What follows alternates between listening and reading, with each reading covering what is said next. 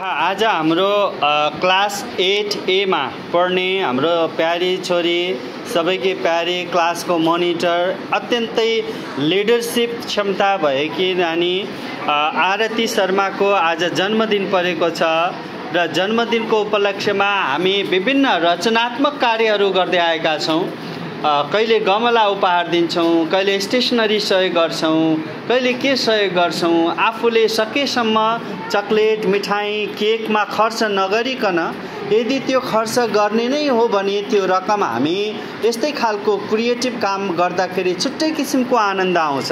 सानैदेखिबाट हामी सामाजिक सेवा भावले प्रेरित भयो भने हामीले समाजलाई केही गर्न सक्यौं भने त्यो अत्यन्तै गर्वको कुरा हुँदो रहेछ। त्यसैले आज आरतीको जन्मदिनको उपलक्ष्यमा हामी सबैले शुभकामना व्यक्त गरिरहेका छौं र नानीले आफ्नो कक्षामा एउटा घडी उपहार ल्याउनु भएको छ र यो घडी आफ्नो क्लास टिचर अञ्जना म्यामलाई हस्तान्तरण गर्न हामी अनुरोध गर्छौं। धेरै धेरै धन्यवाद छ।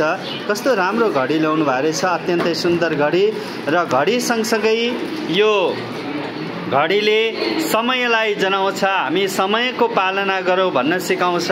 धेरै कुरा यो घडीले हामीलाई सिकाउँछ। सँगसँगै हामी एकपटक सबैजनाले उठेर आरतीको लागि ह्यापी बर्थडे विश गर्छौं ल। 1 2 3 happy birthday to you, happy birthday to you.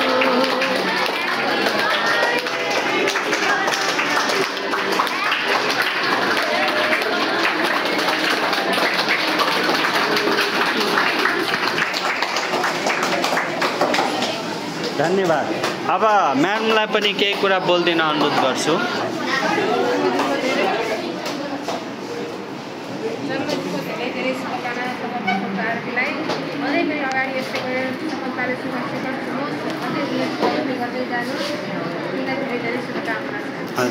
आरतीलाई कस्तो लागिरहेको छ यसरी हजुर कुनै आफ्नो इच्छाले हो आफैले लिनुभयो है, अनि कस्तो लागिरहेछ यसरी आफ्नो जन्मदिनमा घडी उपहार दिन पाउँदा?